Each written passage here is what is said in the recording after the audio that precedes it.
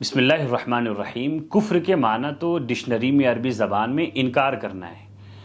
لیکن جب ہم کہتے ہیں کہ فلاں شخص کافر ہو گیا، اس نے کفر کا ارتکاب کیا، تو اس کا مطلب کیا ہوتا ہے؟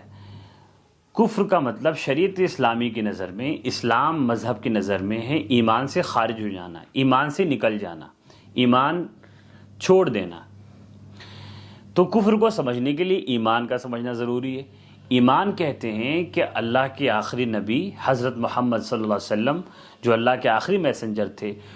ان کی جو باتیں بھی کسی بندے کو پتہ ہیں اور یہ معلوم ہے کہ انہوں نے یہ باتیں بیان کی ہیں، اس کو ٹھنڈے دل سے تسلیم کرنا، صحیح سمجھنا، یہ ہے ایمان۔ مثلا کسی کو یہ پتہ ہے کہ ہمارے آخری نبی حضرت محمد صلی اللہ علیہ وسلم نے یہ بات بیان کی ہے کہ دن بھر میں 24 گھنٹے میں 5 نمازیں فرض ہیں، تو اسے ماننا، اسے صحیح سمجھنا، اسے اللہ کا حکم ماننا اور اسے صحیح سمجھنا، یہ ایمان ہے۔ لیکن اگر کوئی بات ایسی ہے کہ اللہ کے رسول صلی اللہ علیہ وسلم نے بیان تو کی ہے، لیکن بندے کو یہ ڈاؤٹ ہے،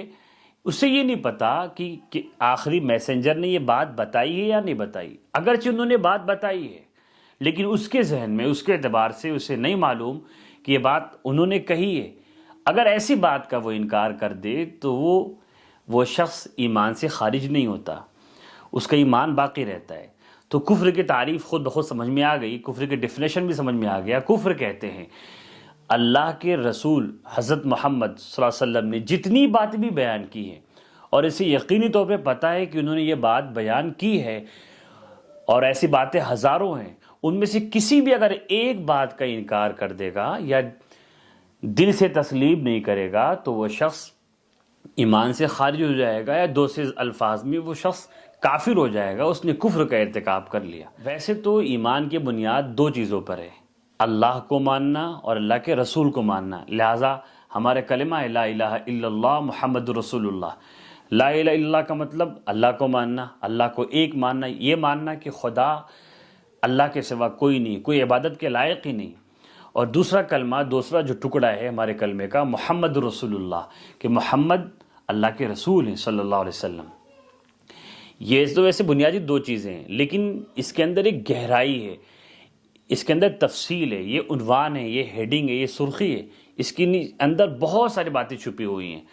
جیسے کوئی شخص اللہ کے رسول کو، حضرت محمد صلی اللہ علیہ وسلم کو اللہ کا رسول تو مانتا ہے،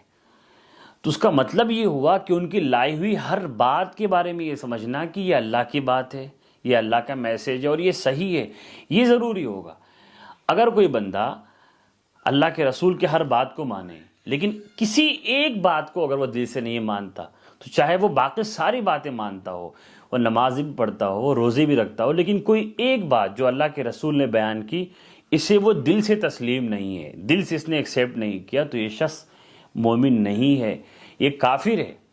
ایمان کا مطلب ہے ساری باتوں کو ایکسیپٹ کرنا جن کے بارے میں پتہ ہے کہ اللہ کے رسول نے بیان کیا ہے۔ لہٰذا حضرت مفتی شفیع عثمانی صاحب رحمۃ اللہ علیہ کی کتاب جواہر الفقہ میں ایمان کے بارے میں ایک بہت اہم بات لکھتے ہیں کہ ایمان کی تعریف جو مشہور ہے، اس کے 2 ٹکڑے ہیں، ایک حق سبحانہ و تعالیٰ پر ایمان لانا، دوسرے اس کے رسول صلی اللہ علیہ وسلم پر۔ لیکن جس طرح اللہ تبارک و تعالیٰ پر ایمان کا مطلب یہ نہیں کہ صرف اللہ کے موجود ہونے کا قائل ہو جائے، یہ مان لے کہ اللہ ہے، صرف یہی مطلب نہیں، بلکہ اللہ کی جو تمام صفات ہیں کہ اللہ ہر چیز کو جاننے والے ہیں، اللہ ہر چیز کو سننے والے، اللہ ہر چیز کو دیکھ رہے ہیں، اللہ ہر چیز پر قادر ہیں، ان سب کو یہ ماننا، اللہ کو ماننا، اللہ کی ذات کو، اور اللہ کی صفات، اللہ کی صفات بہت ساری ہیں، اللہ اکیلے ہیں، سارے کام اللہ کے اختیار سے ہوتے ہیں، انہی کی اجازت سے ہوتے ہیں، انہی کے منشا سے ہوتے ہیں، وہ ہر چیز پہ قادر ہے، وہ ہر چیز دیکھ رہے ہیں وغیرہ، ان سب کو یہ بات شامل ہے۔ اللہ پر ایمان لانے کا مطلب یہ ساری باتیں ہیں۔ اسی طرح رسول اللہ صلی اللہ علیہ وسلم پر ایمان لانے کا مطلب بھی یہ نہیں ہو سکتا کہ آپ کے وجود کو مان لے کہ کوئی بندہ تھا محمد نام کا صلی اللہ علیہ وسلم جو مکہ میں پیدا ہوئے اور اللہ کے میسنجر تھے، اللہ کے آخری نبی تھے، بس اتنا کافی نہیں ہے، بلکہ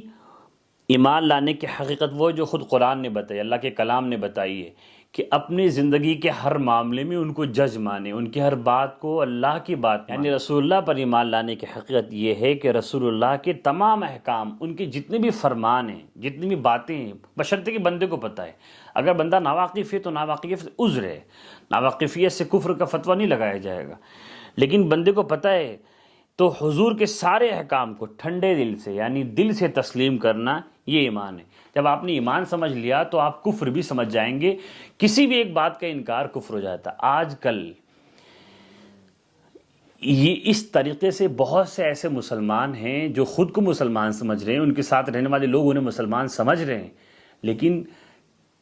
وہ ایمان سے خارج ہو جاتے ہیں۔ مثلا کسی بندے کو پتہ ہے کہ اللہ کے رسول صلی اللہ علیہ وسلم نے فرمایا ہے کہ کپڑا اور لباس مرد کا ٹخنے تک نہیں جانا چاہیے، ٹخنے سے اوپر ہونا چاہیے۔ اب اگر اس ایک بات پر کسی کو اعتراض ہو جائے کہ یہ بات صحیح نہیں ہے، یا دل سے تسلیم نہ کرے، اس کے صحیح ہونے کو، اس کے صحیح ہونے میں سے شک پیدا ہو جائے، تو وہ ایمان سے خارج ہے، خواہ وہ ساری باتیں دوسری مانتا ہو۔ اس لیے ایمان کا مطلب صرف یہی نہیں ہوتا کہ بندہ کلمہ پڑھ لے، لا الہ الا اللہ محمد رسول اللہ، بلکہ ساری شریعت کو ماننا، چاہے وہ عمل نہ کرتا ہو۔ ایک بندہ وہ ہے جو نماز نہیں پڑھتا لیکن نماز مانتا ہے کہ نمازیں پڑھنا ضروری ہے، تو وہ مومن ہے۔ اور ایک بندہ وہ جو نمازیں پڑھتا ہے لیکن اسے ضروری نہیں سمجھتا، یہ سمجھتا ہے کہ نماز چاہے پڑھو یا نہ پڑھو بندے کے اختیار میں، ضروری نہیں ہے، اللہ کے رسول نے بیان کیا ہے پر وہ ضروری نہیں ہے، اور ایسا آدمی نماز ہی پڑھتا ہے تو نماز پڑھنے کے باوجود بھی وہ کافر ہوگا۔ اللہ تعالی ہمیں اپنے ایمان سلامت رکھنے کی توفیق عطا فرمائے۔ حدیث شریف میں اللہ کے رسول صلی اللہ علیہ وسلم کا فرمان مبارک ہے، فرماتے ہیں کہ جددوا ایمانکم بقولکم لا الہ الا اللہ، اپنے ایمان کو تازہ کرتے رہا کرو، بار بار کلمہ پڑھ کر کے، بار بار دل میں سوچ کر کے، کوئی وسوسہ تو میرے ذہن میں نہیں آ گیا، کوئی شبہ تو نہیں آ گیا۔